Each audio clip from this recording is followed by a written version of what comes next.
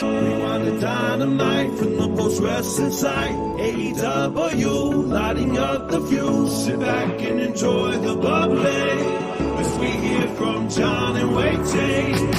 Where we're going, we don't need roads. And if the buck stops here, this thing might blow. Everything you hear are opinions of the show. And if you don't like it, go to the forums and let them know. It's Wednesday night, Rewind-A-Dynamite coming your way. John Pollock here and Ting. Wai, are you ready for the doubleheader tonight? Yeah, I think so. I'm mentally prepared. Absolutely. Well, we're going to be going late, folks, because tonight we're doing Rewind-A-Dynamite. And then we are jumping in about an hour over to the POST Wrestling Café. That's where all the cool kids are hanging out on a Wednesday night. So after our Dynamite review, you'll want to join us there as we are chatting. Who killed WCW? Will we get any answers after episode 1? We're going to find out. And here to join us a little later on, your friend and ours, Brian Mann. He's gonna have some hot ones. He's gonna have some hot takes for us after episode 1 of Who Killed WCW. So that's coming up in about an hour. PostWrestlingCafe.com in what is a very busy week of cafe activity. I mean, it almost always feels like that, but this one especially so. Because we've got MCU later, we've got Rewind to SmackDown, Collision Course, we've got Rewind-A-Wai coming up tomorrow, and then of course Bruce and Karen's New Japan Dominion review on Sunday. Man, so, Wai nailed them all off the top of your head. I just put you on the spot and feel nailed like all of them. I feel like I should know all that. Yeah. So we're looking forward to that, and we are going to be doing reviews of Who Killed WCW throughout the month of June over this 4-episode run. If you want to get a quick interview with Evan Husney to catch up on kind of the making of the series, and I got to chat with him a couple of days ago. That is up on the site if you want to check it out. So given the packed schedule that we have tonight, we are going to be diving right into Dynamite, and for these Wednesdays, we're probably going to be going more news-heavy on Pollock and Thurston, and then this portion of the show will be getting right into Dynamite, and then we will be doing Who Killed WCW. But how was your day, Wai? Everything going well in your neck of the woods? I would say so. Yeah, if the weather's nice, then I tend to have a pretty nice day. You know, actually just kind of went out to the lakeshore area by myself and just sat there.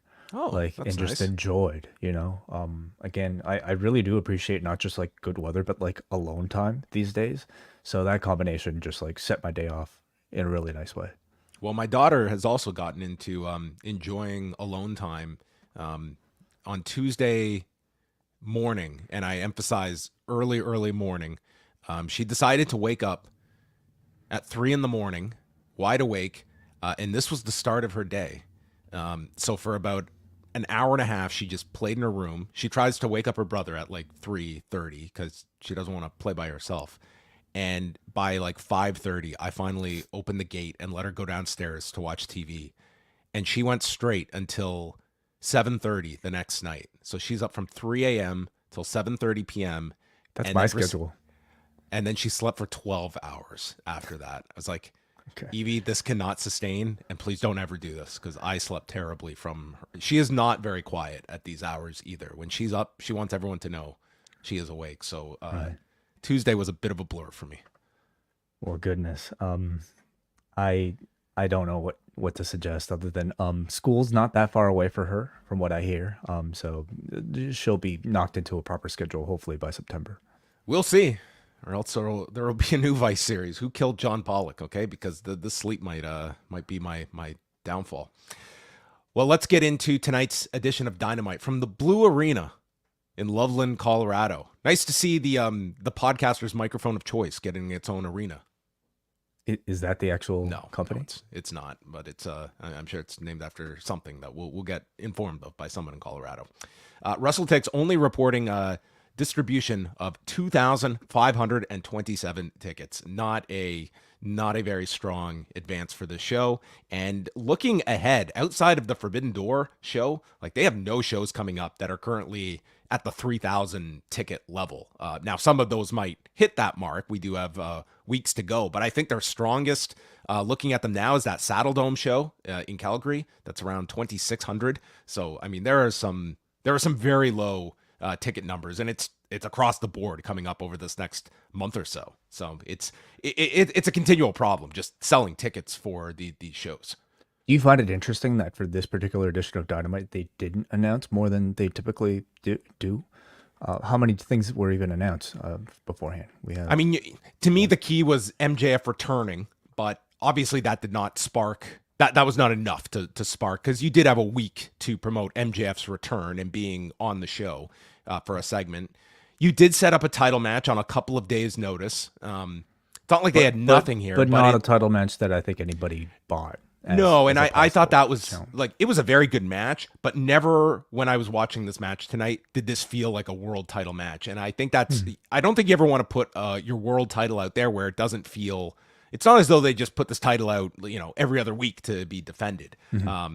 But we will get into that more so. But I mean, you could certainly look at last week, the fact they did not advertise Mercedes Moné wrestling and defending the title, which was also like it was the reveal of Sky Blue and the blow off to that whole attack angle.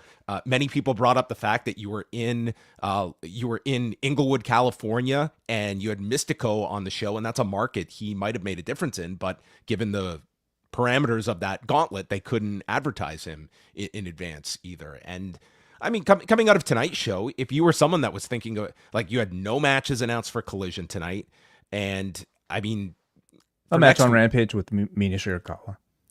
Well, but that's being taped tonight, so yeah. you're not really selling anyone on that other than tuning in. They do have a pretty big match for next week in Ospreay and Rey Fenix. Like that's a pretty great match to promote a week out.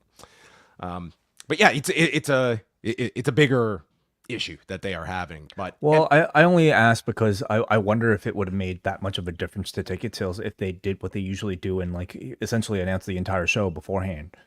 Because actually, for my enjoyment of the show today, I actually like the fact that a lot of things were kept as a surprise.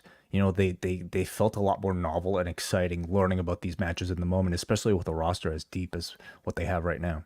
Yeah, well, so going into it, unless I had missed something like an hour or so before, which I don't think I did, we had the world title match. We had the 8-man with Wheeler Yuta's return and Saraya and Mariah May. I think that was it. This whole, the 4-way, that was unannounced. Yeah. The Mark Briscoe match was unannounced. Doesn't matter, essentially, if they announced it an hour beforehand. We're talking about the afternoon, And right. By this afternoon, they had 4 things announced, one of them being the MJF return. Yes, where we didn't know what we were going to get with MJF. Would they hotshot a match here with Rush? But it looks like they are holding off on that. So MJF is the person to kick off the show, and he comes out to a very big response and chants of "He's our scumbag," and he went back to Paul Heyman at One Night Stand, where he said if his eyes are bloodshot, it's because we're here in Colorado. So he's high for this promo. That's what we are of the understanding, and he's here to put everyone on notice. And plugs Forbidden Door as the pay-per-view in Long Island where he'll probably wrestle some random Japanese or Mexican guy. Hell of a sales job for this show coming up. And I mean, it's in line with his character, though, to look down on any other promotion other than the WWE. Well, he says that while he was gone, there were some children making bold claims, and he goes one by one. First, Kazuchika Okada, who he runs down Okada's physique. Then Swerve, who, if he went to business school, he missed the public speaking course while going there. Then talks about Ospreay's speech, and the crowd was not going to have any of this, and they all chanted bruv. They weren't having Okada or Swerve's back, but they certainly did have Ospreay's.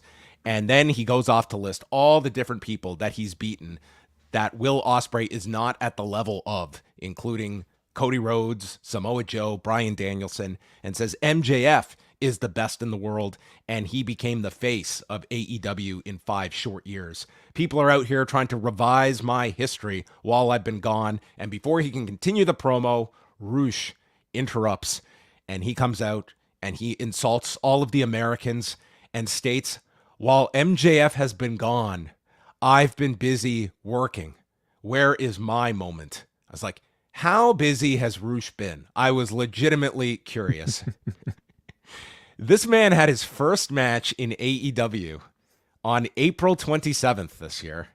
Since that time, this Iron Man has had 3 matches in AEW this year. They have all come since April 27th. He has not been busy working. His moment, he can take a number, okay? There are plenty of more deserving people in this company for moments than Rush, okay? This man has not been in a Rush to get to the front of the line anywhere. I could not believe, I knew this guy is barely on television. You made the joke. We always get these new videos. He's always coming back, but he never gets here.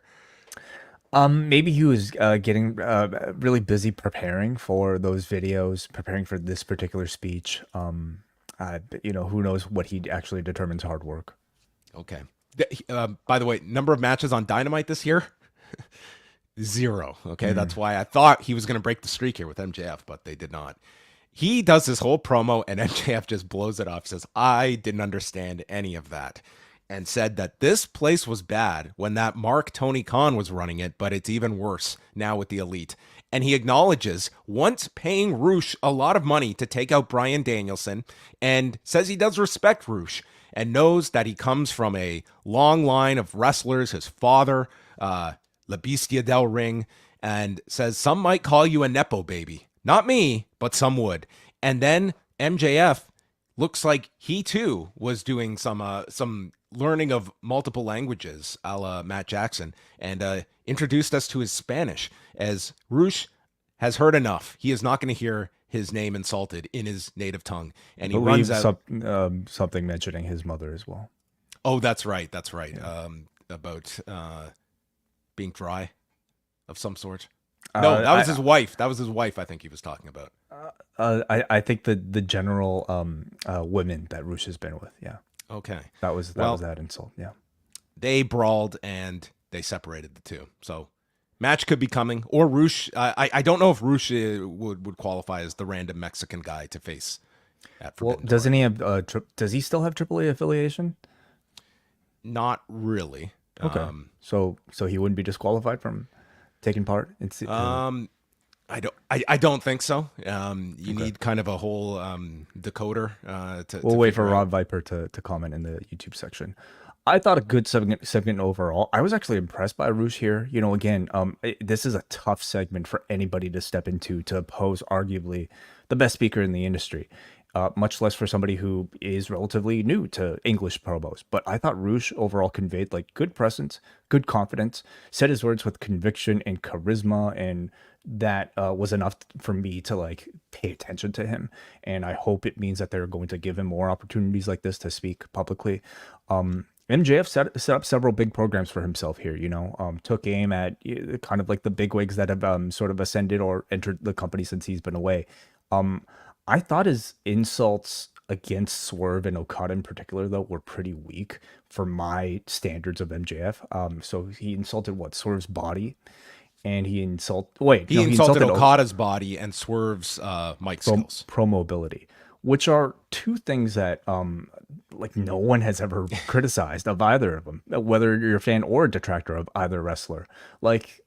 It's one thing for a heel to make those insults, but I think for an MJF as a babyface, I think you need a bit more truth. You need a bit more sort of validity in the criticisms, lest you come across a bit heelish. And I guess things are always kind of blurred with MJF, but I felt like there were still things that you could have valid sort of criticisms of, whether it be Swerve or Okada. With Ospreay, I thought he had some pretty good lines that were just kind of generic, in the best way, type of trash talk in claiming that I'm the best in the world and you're not. So that almost seems to me like it's the big program that, the fact that he mentioned Ospreay last, or maybe it's just a recognition that the world does consider Ospreay the best in the world above even a Swerve or an Okada. Yeah, and it's worth noting, Will Ospreay was not at the show tonight, and they did make a point of Swerve responding to this. So it wasn't just the babyface ignores the insult. They did acknowledge this later. And no Okada on this show either. So that takes us to Trent Beretta coming. Oh, sorry. First, we go to a video of Roderick Strong, who is training and scaling the mountains with Mike Bennett and Matt Taven, as he states that the sun is setting on Swerve, and he is a wrestling legend, and says, fellas, it's go time. Mm-hmm. It's a good bit of production. A lot of really slick looking, nice video packages on today's show. There were some very good video packages on this. I I could not take Roderick Strong seriously in this challenges role, but we're talking about a TV match as well, and they did what they could. This was not the most excessive build for a title match. It was it's a 5-day build, and how did he actually get the match? He I was supposed to be the next entrant in the match. Yeah, I should get the title match, and Tony Khan thought this was a great idea. Yeah. Mm-hmm. Orange Cassidy, Kyle O'Reilly, Jay Lethal, and Ray Fenix in the Woo Energy match of the night. This should have been a drink off, okay? They all had to drink this energy drink and digest it. First one to spit up, eliminated. That sounds like a KOPW stipulation for the future. The winner of this match will get an international title match against Will Ospreay next week. And Lethal teased a dive early on. Instead, he just did a strut. All four go down after head kicks by O'Reilly and Fenix to one another. Dutt knocks Orange Cassidy off balance from the turnbuckle. And then there's a stun dog onto Jay Lethal. Tries for another one to Kyle O'Reilly, but he has this scouted. So he turns the stun dog into an armbar. I'm waiting to see this. Maybe Kevin Holland will try that one in his next fight. And Fenix splashes Kyle to break up this armbar, and they were worried that Fenix's arm might have snapped in this whole thing as Kyle is splashed while Fenix is in the armbar. Lethal then comes off the top with an elbow drop. All four are down again. Cassidy hit this insane satellite DDT to Ray Fenix. They just kept spinning and spinning. Orange punch is delivered to Kyle, and then Lethal hits a dragon screw to Fenix. So Fenix is selling his knee, while Lethal follows with a lethal combination to Cassidy, a lethal injection onto O'Reilly, and then with Fenix selling the knee, Lethal goes for the figure four, and he counters it with an inside cradle to catch Jay Lethal at 9 minutes and 28 seconds. I thought like a pretty strong four-way that these two had, and sets up Will Ospreay and Ray Fenix for next week's edition of Dynamite. Which should be amazing. Yeah. This was a great match, I thought. Just outstanding four-way sequences. All four of these guys are so fast, so technically perfect. And this was an instance where I actually felt like the sort of lack of announcements beforehand was like added to sort of my excitement of the match. It kind of had a similar feeling to what the Casino Gauntlet provided, in that you didn't know who was going to come out next. And when you see the collection of all four of these guys together, you're like, wow, this is a really incredible roster. So I actually was almost like, more excited for this and finding about it in the moment, sort of like a mystery vortex. And it just kind of shows you like the depth of this roster right now when they can do something like this. Like you almost have to you can hit the randomizer and the match you're going to get coming out of it should probably be a really amazing one, because everybody on this roster for the most part is really, really, really talented. Yeah, everyone shined in this in different ways. You had the flying of Fenix. You had the submission amalgamations with Kyle O'Reilly. Orange Cassidy, that's always going to be great in the underdog babyface role. And Jay Lethal was just the glue of this thing. I was really impressed with him in this match. It was just a really entertaining four-way that they structured very effectively for the 9.5 minutes that they went here. And there's going to be exceedingly high expectations for a Ray Fenix Will Ospreay match next week.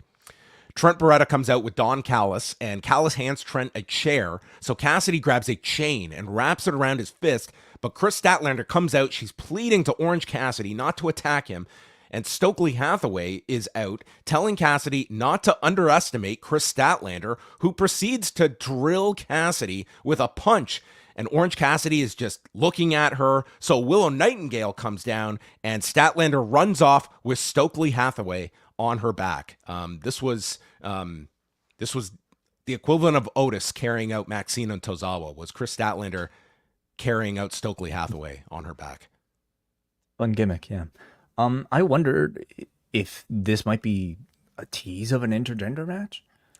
I certainly had that feeling of them. Like they have really not gone down that path. They've made some teases towards it in the past, but you were led to believe. We had the match on the Jericho Cruise, which I don't know if it aired on a TV proper. It might have been a dark.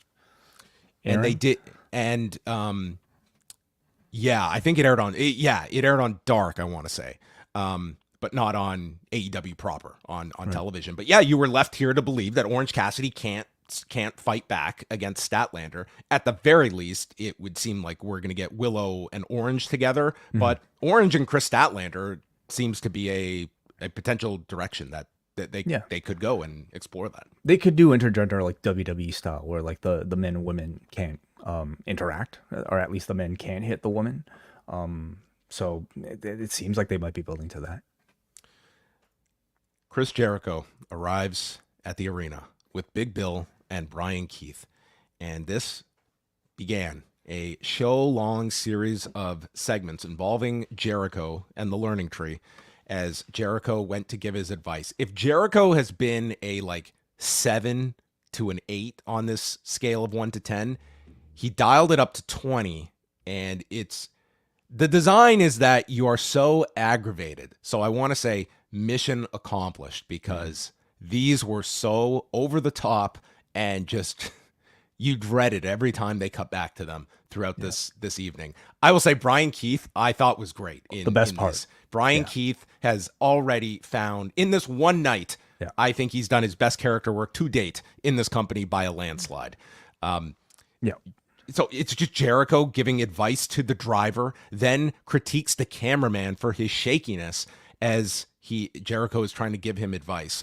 It all follows, like he'll say something about how like he's been driving for many years and therefore he's I don't know, experienced enough to give advice, and he claimed this for being in in television long enough that he knows how to operate a camera as well, so he gave the camera person advice, and he's doing it all in this sort of like volume 12 monotonous tone that is incredibly aggravating by design. I was actually enjoying a lot of this, Learning Tree stuff with Jericho in the weeks prior. This seemed to take a turn where like it was exceedingly hard to watch, and I wonder if like that was the intent. I think it is. I think the idea is like this is a comedian that's getting on stage to purposely bomb.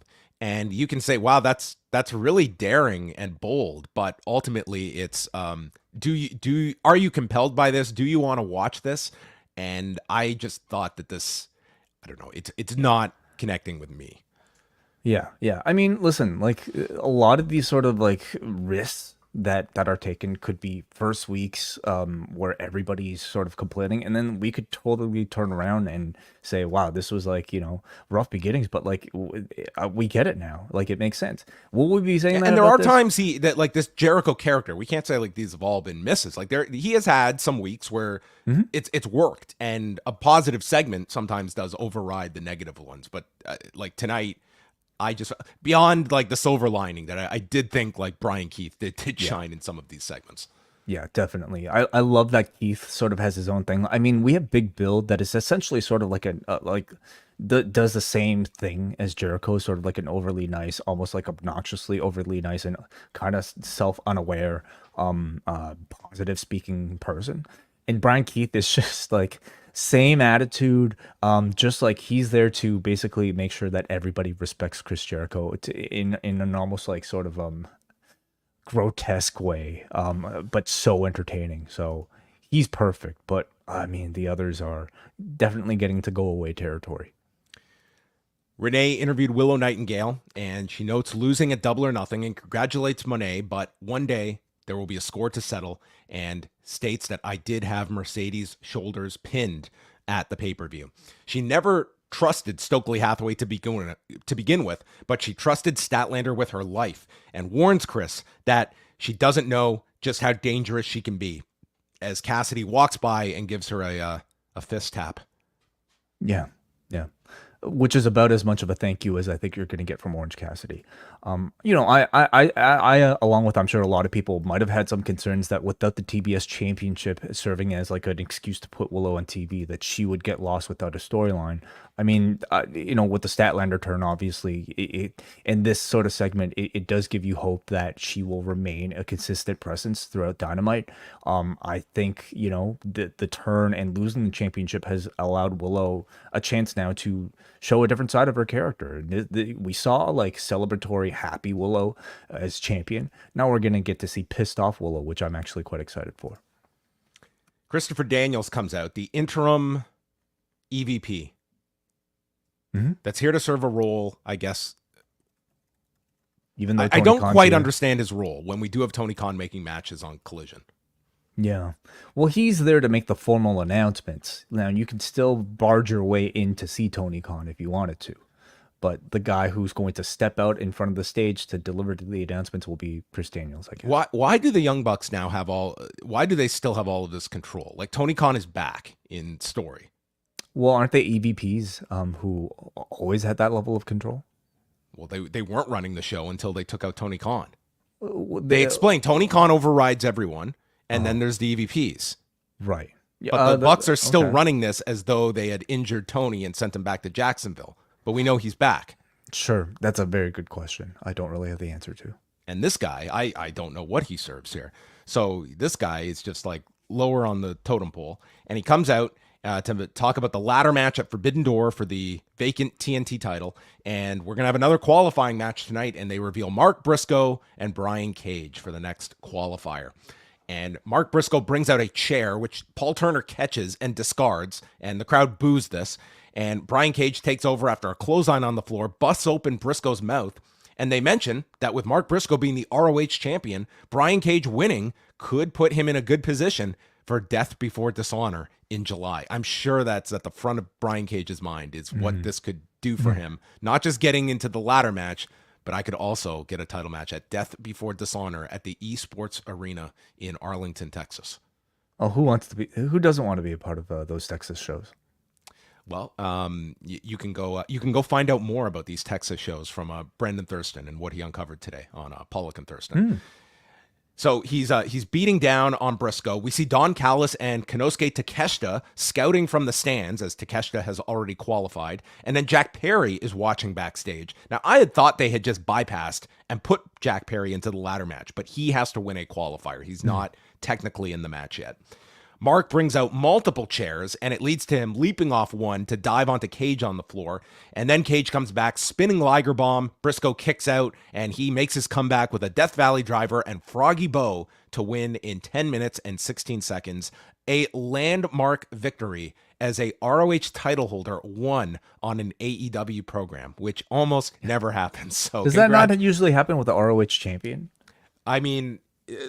I'm used to Kyle Fletcher typically losing on these shows, but we got Mark Briscoe winning, and he enters the ladder match. So we have Mark Briscoe, Takeshita, and I would think it's Jack Perry for sure will also be in this ladder match. Well, you got to wait for Mark Briscoe to lose on AEW TV, which I think will be happening during this ladder match.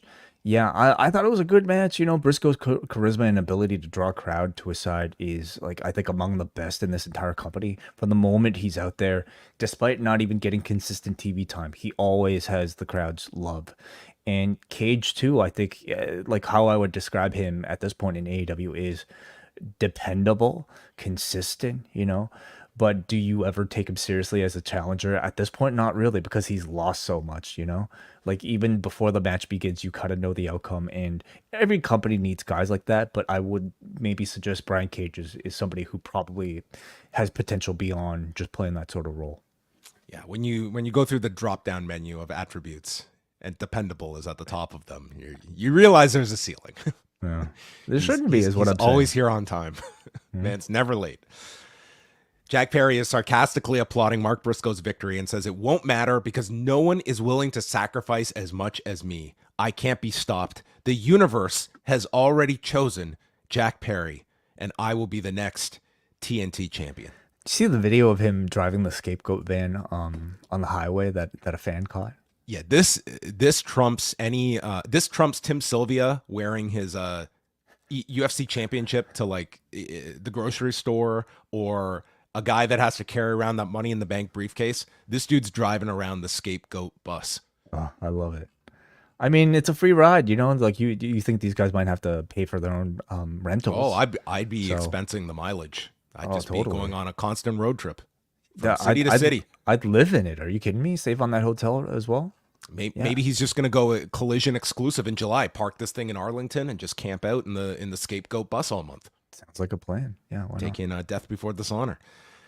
Renee is with Samoa Joe and Hook, and Renee asks if Joe is now considered Hook's mentor, and Joe says, "Well, I wouldn't say that." And then in walk two newcomers, Tony Nese and Arya Davari. You familiar with these two? I think I might have heard of them. Yeah. Some sort of high school athletes. Oh, sorry, varsity athletes. Yes.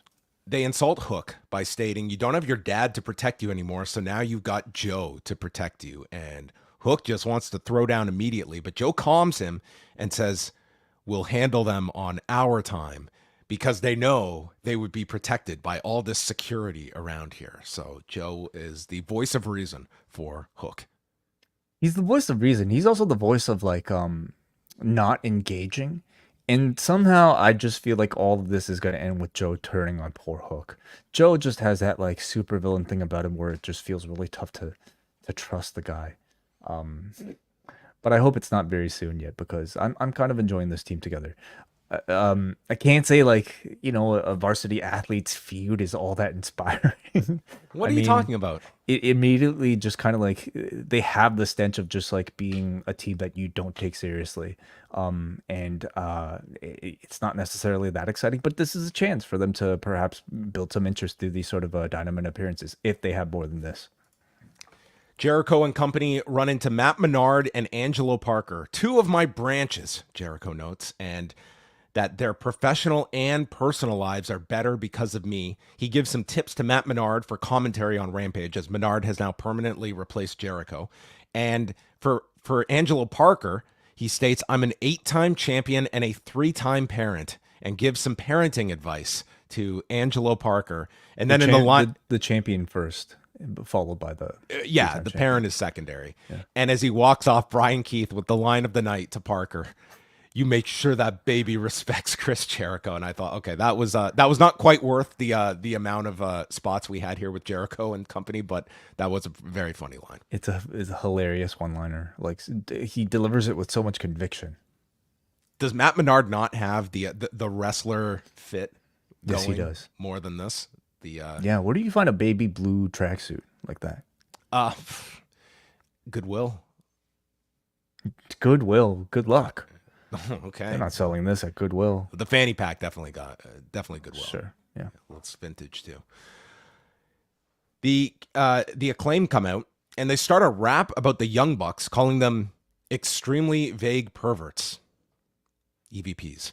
And the Young Bucks cut their mics on the screen and mention, "In the employee handbook, you cannot disparage any EVPs unless it's at a press conference." Yeah, I was going to say, since when was that written in? Well, I want to see the independent contractors handbook. That might be a bit different. Mm-hmm. And they cut them from the show and kicked them out of the arena to chant a bullshit. My question was, what were they about to do? Was there a match? Were there people waiting to come out? And if there was a team waiting to come out, do they get a title shot because they were in the gorilla position ready to have this match, like Roderick Strong? All very good questions. Yes. Renee interviews Swerve Strickland with Prince Nana, who welcomes back MJF, "You little bitch," and he will deal with him after mentioning his name tonight. And he's got a contract for the match with Will Ospreay at Forbidden Door that he gives to Prince Nana, who is in charge of sending it to Will Ospreay in England, which sounds like a FedEx that could be done in person next week, could it not? Mm-hmm. Yeah, what's the rush? I don't know, but is Prince Nana going to screw this up somehow? How about an e-signature? What are you suggesting, John, that they're not going to deliver on this match? I'm stating that in my brain of watching plenty of WWE, that you could have Will Ospreay win this match and somehow the contract was not properly executed. That Prince Nana screwed up of some sort. Maybe he signed something. Right. So you're saying like a dusty finish, like via no. I don't even want to say this out loud because it would be an awful idea. Yeah. But I mean, he did give the contract here to Prince Nana. I mean, I don't know. I don't know if we're supposed to look that deep into it. Maybe we are. Then why mention it? Why bring the contract here at all? I mean, we've got all these weeks. Somebody has to send it. Is this the first time ever a contract has been like mailed out to somebody, as opposed to designing a whole segment around two men signing a piece of paper in front of the world? You're more of a historian than I am. So. Well, Swerve, in regards to Strong and his mountain climbing, Swerve says he is the mountain of professional wrestling. I won't just knock Roderick off. I'm going to bury him under it. And this could also be setting up a future Darby Allin match. But who is the true mountain of professional wrestling? Who is going to climb that mountain? It writes itself. Yeah. Mm-hmm. He said he was rooting for Team AEW at Double or Nothing, but next time you shouldn't forget about the AEW champion. So he's a little disrespected that he wasn't recruited to be part of Anarchy in the Arena. Sorry, I don't know if I'm the only one hearing John transform into a transformer with his voice right now. Can you speak one more time? I don't know. Do I sound okay? You sound like a Kylo Ren right now, at least to me. I don't know if that's yeah. I think the chat room is having that issue as well. Is there something on your mic that we could reset or something? I don't know how I can change my voice from sounding like this. No. It's your mic. That's the issue. I don't know. There we go. I don't know what you did, but you fixed it. I changed the volume. Okay. Okay. There we go. When you listen back, you'll know what I mean. Okay. Well, I'm curious now. There's a QR code for Mercedes Moné, which takes us to her promo to give us a password to sign up for something. Yeah, all like afternoon they were promoting this thing called Follow the Money, which is their QR code thing that they're trying out, and basically to get all your personal information. I guess so, and it's just like is it a something? contest? I they don't even mention what you could win. Like, why would you submit to this mystery? Well, it's so they could make money, of course. Well, my follow the money, like hand over the money to us. What do I, the consumer, get out of this?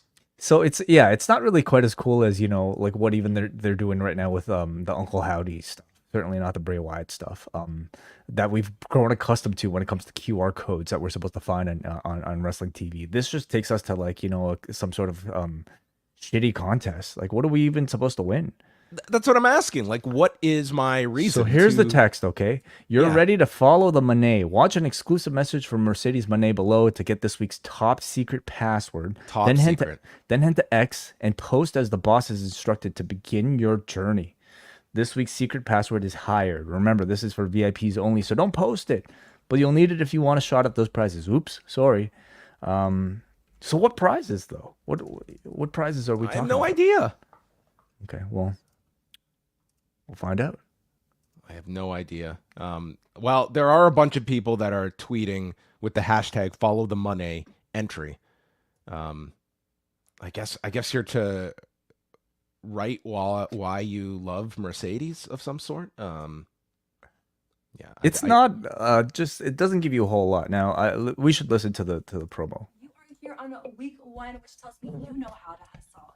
That's real CEO material. You are one of the real ones, and I want you with me every step of the way. So click the link below and head over to X to tell me why you're here to hashtag follow the money. Because I am looking to reward my money makers. Last thing before I end this meeting, this week's secret password is hired. Okay, so even in the video, she doesn't tell you what the reward is. Now, people in the chat room are saying you get to meet her if you win. That's not implied here.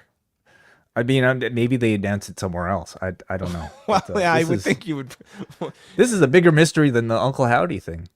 Enter and then you can find out. Well, if you go to follow the money, there's a bunch of people entering this, so please keep us posted, folks. Oh, anything with her, people are gonna enter. Yeah, I'm sure. Okay. I meant contest wise, yes.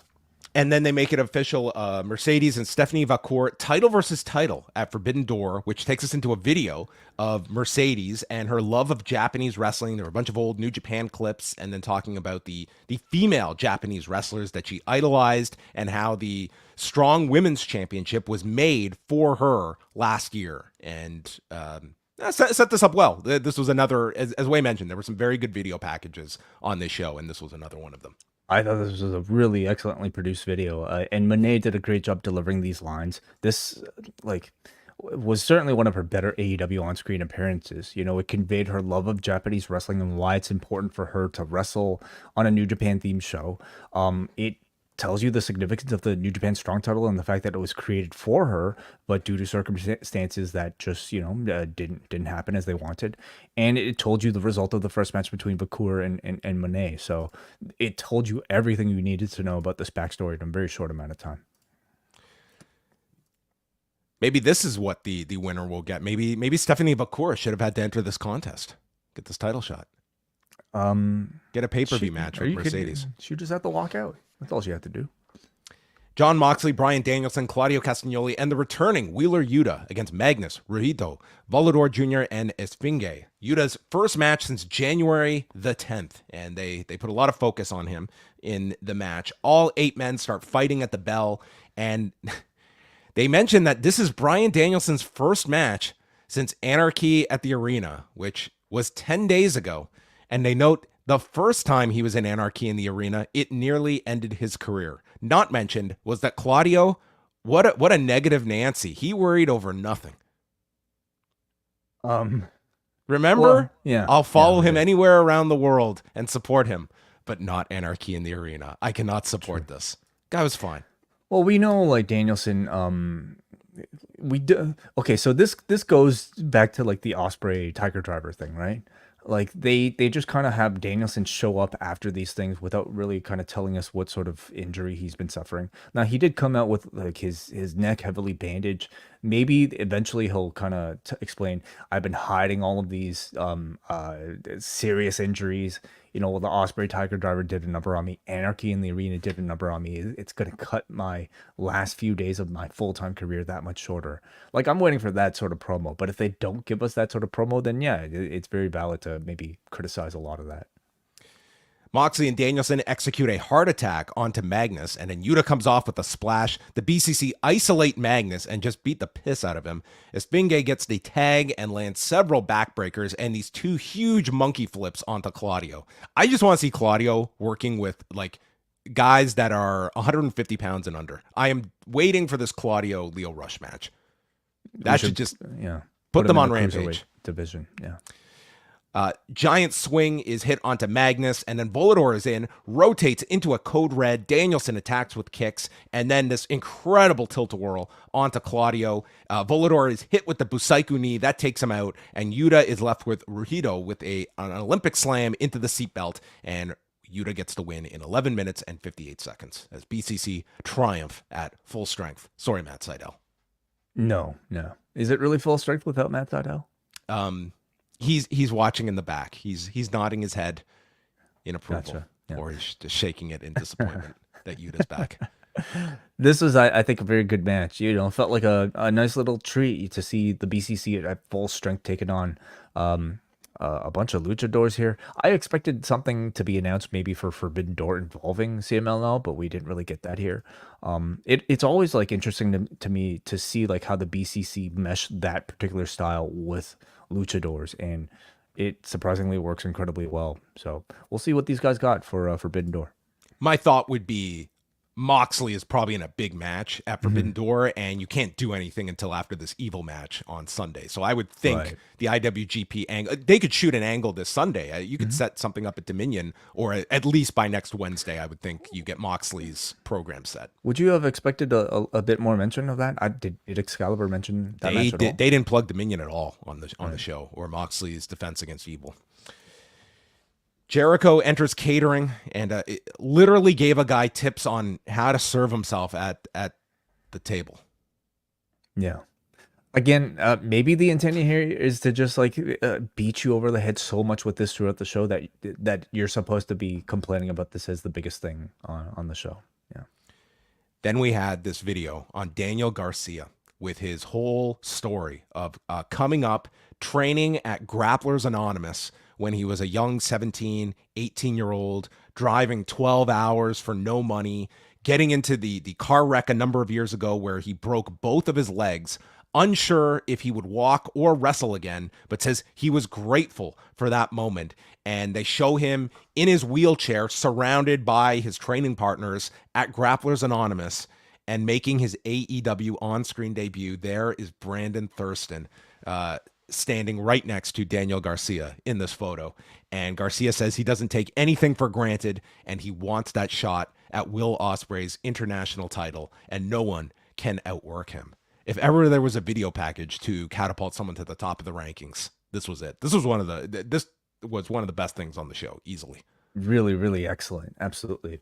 Like almost so good that I hope it doesn't just result in a single match thing for Garcia. Coming up on Collision next week, it's Will Ospreay against Daniel Garcia. Yeah, like I don't expect Garcia to beat Ospreay for the championship, but I at least hope for a sustained push for Daniel Garcia, and sustained presence on a Dynamite or a Collision for Garcia. Like you could only tell these stories so many times, and this isn't even the first time he's told the story, to my recollection, like on AEW TV. You can only use and create this level of sympathy so much by mentioning that car accident, and I hope they don't waste it on just like a one match thing. Well, I'm thinking that this is June 26th. They're in Buffalo for a Dynamite and Collision taping. Unfortunately, it's the Dynamite and Collision right before Forbidden Door. So you could, that would be the time to do it. But it's kind of like setting up Ospreay challenging for the title that weekend against Swerve. But you could also do something where the belts off of Ospreay. You could take the international title off of him, and I don't think it would be the worst idea in the world. Although they have Ospreay lose right before, the timing is off. But that would be what I'd be looking at, since that's only a couple of weeks away. The Acclaimed confront the Young Bucks, and Anthony Bowens warns them that eventually you'll have to come face to face with us soon enough. They were actually speaking face to face, but I guess at a future date they'll also be face to face.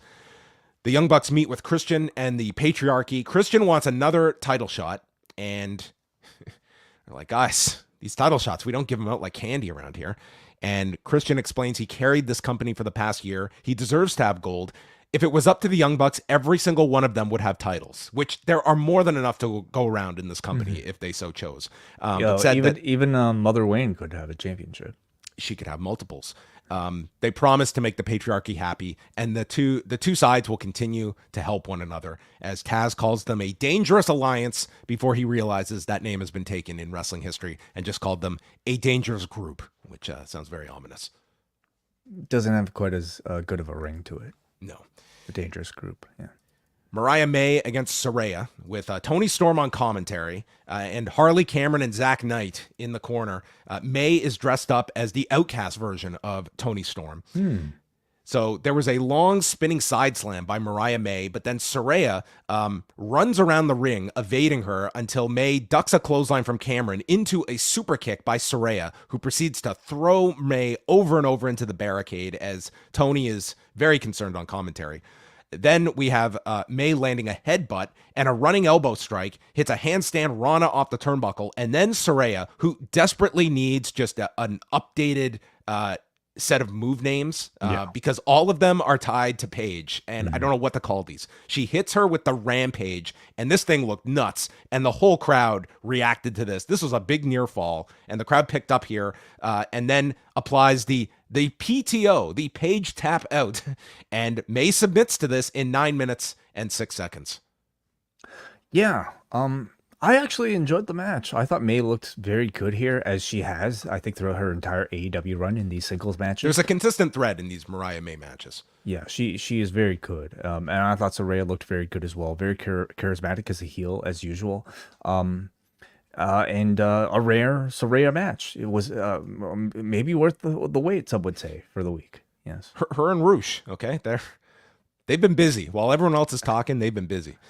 Storm dives into the ring, checking on Mariah May as Saraya and Cameron attack both. Zach is holding Luther away as Mina Shirakawa runs down, fights off Saraya and Cameron with spinning back fists, and she goes to check on Mariah and gets into Tony Storm's face, and May has to play peacemaker, and the graphic appears confirming their match for Forbidden Door and position this that it could be Tony Storm's biggest threat yet to her championship, as both are trying to appeal to Mariah May, who is probably going to have to make a decision soon. Yeah, a feud centered around bosoms, it seems here. So yes, Tony Storm is now called this AEW where the breast wrestle. It's been a somewhat bizarre fifth grade John Pollock would have been really amused by that one.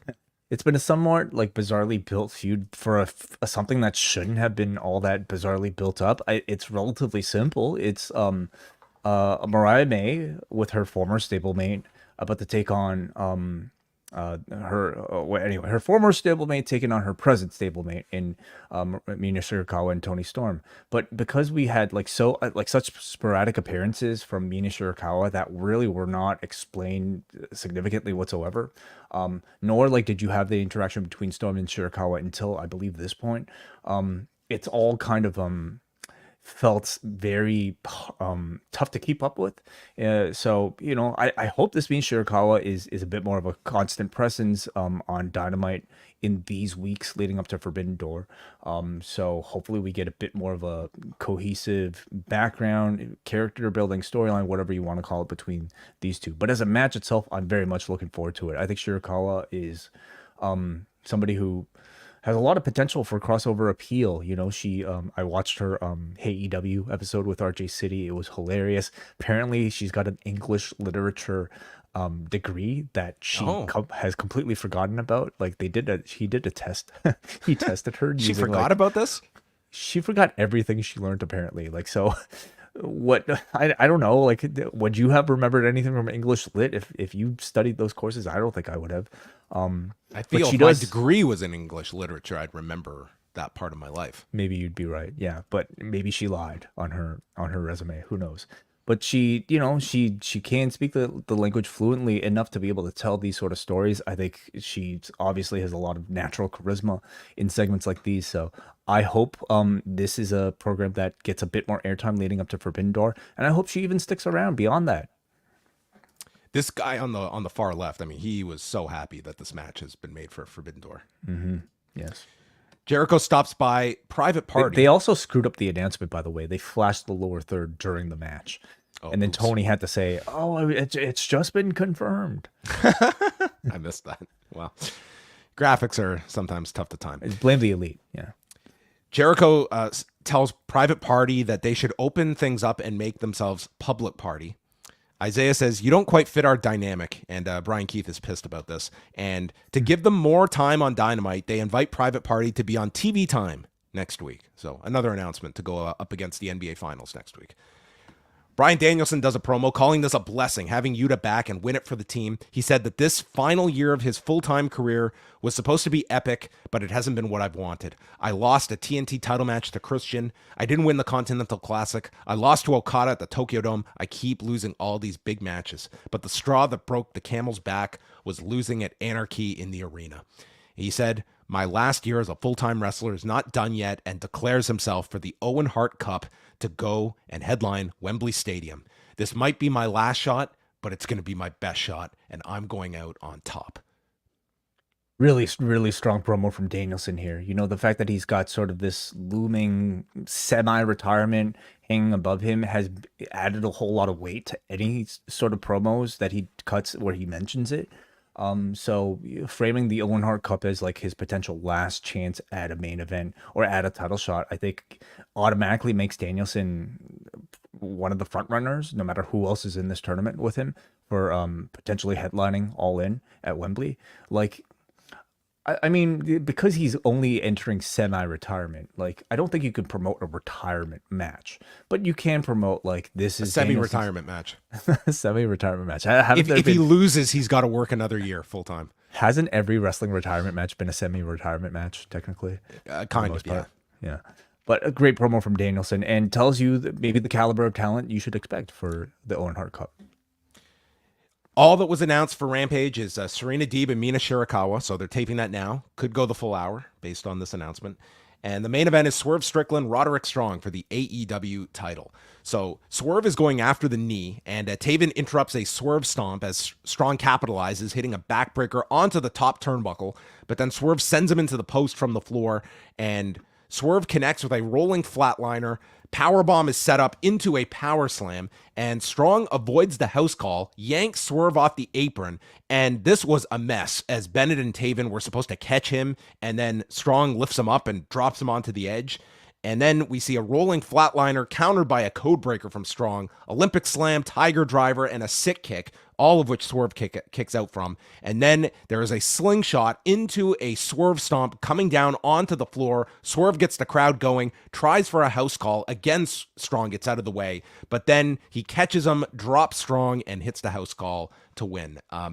I thought that this match, it kind of had some slow going throughout parts of it, but they really did get the crowd by the end of things. It just never, to me, reached that level to feel like a big world championship match. I thought the match was fine, but I also feel we've seen better matches that these two, I think, would be capable of having. We have, yeah. I think one of Swerve's biggest challenges as a part of this current AEW title run is to step out of the conversation around Will Ospreay being the best wrestler in the company right now, and to a lot of people, the uncrowned, rightful top person who should be AEW champion. It kind of felt that way in the MJF promo, where MJF saved his last target as Will Ospreay, mentioning, like that he is the rightful person to be best in the world. It almost kind of, in my opinion, almost made Swerve feel like a little bit of an afterthought, at least compared to Will Ospreay. And when we see Will Ospreay matches steal the show to the extent that they do with every time he appears on the show, Swerve has to do better than that, which is a really tough task for every single wrestler, for any wrestler to live up to. But that's the comparison point that I think people are going to make. And this was a good match. I enjoyed it. I mean, it was almost a classic Roddy match, focusing on the back, but it wasn't necessarily, it didn't get to the level where I think you're raving about it afterwards and telling all your friends that they have to watch it. Again, that's a really, really tough bar to overcome. I certainly don't think the 5-day build, necessarily helped at all. But it's still, like, I like the fact that we're getting these sort of showcases for Swerve. And maybe the thing that'll kind of change all of that is having Swerve actually face Will Ospreay and even beating Will Ospreay to perhaps lead to a series of matches, I hope, in the future. Anyway, getting ahead of myself, but that's maybe explaining sort of some of my thoughts that might be a bit aligned with yours. Strength of the show, I really enjoyed the 4-way. I would say that was the match I enjoyed the most on this show. The 8-man was a lot of fun as well. But I enjoyed a lot of the character stuff that they did in the various video packages, even to build up Roderick Strong in that one package. But the highlights were the Mercedes video and the Daniel Garcia thing that I thought was tremendous. Like maybe one of the best things they've done with Daniel Garcia, especially outside of the ring. Sure, yeah. And you also loved the QR code video as well. I mean, just reinventing things. I'm starting to just despise QR codes just in general. Oh, man. Yeah. I definitely think they have a purpose, but like, I at least in a wrestling sort of like find the hidden thing sort of context, it's feeling a bit tired at this point. I enjoyed actually a lot of these surprise elements of this show. Like the fact that they didn't announce a lot of these matches beforehand allowed me to kind of anticipate and appreciate them to a different level. And I kind of don't mind not knowing the whole card ahead of time. All right, let's move on over, and we have feedback here for both Who Killed WCW and some Dynamite. So we'll go through the Dynamite feedback quickly, and then a reminder, we'll be flipping on over in just a couple of minutes to the POST Wrestling Café, and that will feature our rundown of Who Killed WCW. Before that, mind if we get to a super chat? I do mind. No, let's go. All right, this one comes to us from the Dickie Bird himself from Australia, who sends $8 all the way from the land down under, who says, "Hi, John, can you send me your size and mailing address? I have a shirt and shorts to send you. Are you aware, well, first of all, about your sizes, but what shirt, what shorts he might be referring to?" I have seen an image of said shirt and shorts. Do you want to share with everyone what is going to be the rage this summer for all people? Chop-tees.com is where you can find the Post Wrestling button-down shirt. Look at this thing. We've never ever sold, we never dared to put our logo like this on a button-down shirt. We've only done t-shirts, we've only done hoodies, but a button-down shirt, look at this. This is the evolution of wrestling merchandise. Oh my goodness, yes. In our signature blue in our signature black even. We've also, of course, got shorts here. Would you wear these? You could rock these. Oh, these are beautiful. Look at them. I couldn't imagine going to the beach wearing this. Why not? Sitting in front of the lake by yourself. What a lovely gift potentially for a Post Wrestling listener. Chop-tees.com. Thank you very much, Dickie, for the reminder. All right, let's go here. We start off with Benjamin. For Dynamite, the learning tree stuff is clever. I'm not liking or disliking it, which is kind of the issue, because that's how I'm feeling about AEW overall. Something is missing or lacking from it. Okay. Yeah. I mean, that's going to be different for everybody. You're just not engaged. And, you know, I hope as the weeks progress, you can pinpoint the exact reason why that might be. Let's go to Andrew from Cape Breton, who says, I got to catch the show for the first time in a while due to work, and it was the good usual fare. I was on Reddit, and someone there posted a thread on the ELO score for everyone wrestling in AEW. And funnily enough, Roderick Strong, what is the ELO score? Do you know what that is? It's kind of like, from my understanding, it's like a strength of schedule kind of comparison. Like how active they are? I think so, yeah. Okay. I'm sure I will get a rundown of what it exactly is. Okay. Funnily enough, Roderick Strong has the third best score under Will Ospreay and Swerve Strickland. Whenever I post, it's usually me whining about the rankings, which seem dead once again. Yes, we didn't get an update for the past month, did we? Oh, they're retired again. Yeah, it seems like it. Okay. Whenever I post, it's usually me whining about the rankings, which seems to be dead again, but it feels like this would have been an example where using them would have made the title match tonight make more sense. I know it's probably not a big deal in the grand scheme of things, but I think many of the little things like that have affected how people view AEW. I also wasn't a fan of the stuff with Jericho. It seemed like they were going too over the top with the sarcastic attempted babyface, whereas in weeks prior, they were trying to be a bit more subtle. Overall, the show was fine, but here's a question. Do you think Tony Khan should let somebody else be the head booker? It feels like Tony has so many things he's doing at once that it's been affecting his booking for a while now. Would him letting someone else book give AEW a bump like WWE got when Vince left? I mean, first of all, you have to come up with that person. Like, who is that person that you're... From what we understand, isn't there a booking committee? Well, there's definitely people that he has around him, but I mean, he is the final creative voice that is going to be signed. But how much do we actually know that, you know, would be different? He would still be the final voice even if he hired another booker. Well, he's suggesting that Tony would not be that final person. Someone else would have the final say. And I don't think that'll ever happen as long as Tony. I mean, Khan he was asked owner. about this not all that long ago, and it's not as though he like shot it down. But I mean, it's also I don't see it changing. At this juncture. As long as Tony owns this company, as long as he seems as passionate about running a professional wrestling business as he does, he will always have final say. The question is, who is generating the ideas? Who's responsible for the overall direction of the show? And how responsible is the current booking committee for a lot of that?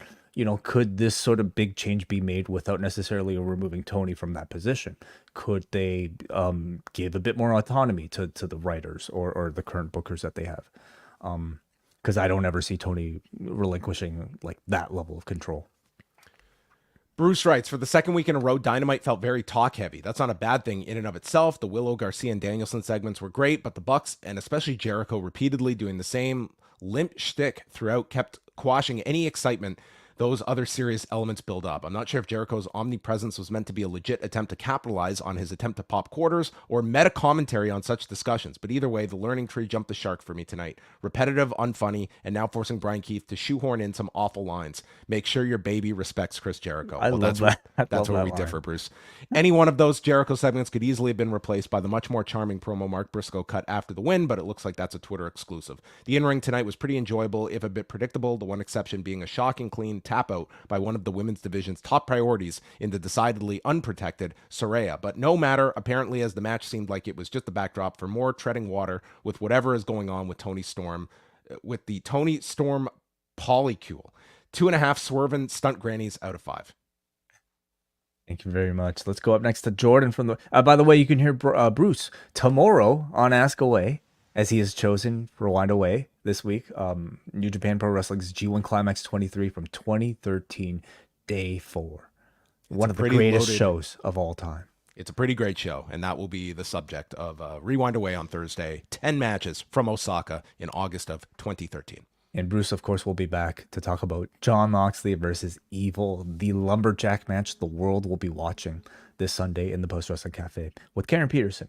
Let's go up next to Jordan from the Bronx. He says, I must admit that this gas leak Jericho character is working for me. Gas leak. Gas leak. Okay, interesting. He's away from the main event, and the skits tonight were entertaining. MJF being back is a breath of fresh air. Rouge being in his first feud is fresh, and they can have some dope matches. While not on the level of Otis and Gable, the show built to Mariah May turning on Toni Storm has been fun. Swerve and Roddy was a fantastic match. Swerve's game continues to be elevated, and I laughed at the stunt granny at the end of the show dancing with him. In the past, Forbidden Door season felt like everything in AEW would be put on hold to get to crossover matches. This time, things feel better and integrated while focusing on future shows as well. Hopefully, this lull period that AEW is in can be turned around. And that's actually a really good point. You know, in years past, you would only get so much interaction between the world title program and the challenger. This year, they've opted to go with a world title match with 2 AEW roster members, and therefore you can have a lot more weekly TV directly building to that match. And Cody from Maine, typical Dynamite tonight with solid wrestling, a lot of moving parts for storylines and upcoming matches. Was there anything I'm dying to rewatch? No, but there also wasn't anything that I wished I could have skipped either. I'm sure many felt that way about Jericho segments, but I still find them entertaining. He posted clips of himself at a Rolling Stones concert on Instagram where he called the band members his branches, yet also chanted "Please retire" at Mick Jagger. No one can say he isn't committed to trying to make this work. So the fact that I feel like almost every piece of comment tonight mentioned the Jericho thing is probably exactly what he was looking for, and he would probably deem that alone, making tonight a success. Jericho doing this stuff out in the wild, like at a Rolling Stones concert, sounds way more entertaining. I haven't seen it, so yeah. Nor have I. Let's lastly go to Brian from New Jersey, who says, I thought this was the best overall Dynamite and best Dynamite crowd in weeks. Though nothing touched last week's Casino Gauntlet, there was a lot of good action here. The Forbidden Door build could have been stronger, but Bryan Danielson gave the Owen Hart Cup and All In a lot of juice in just one promo. All right.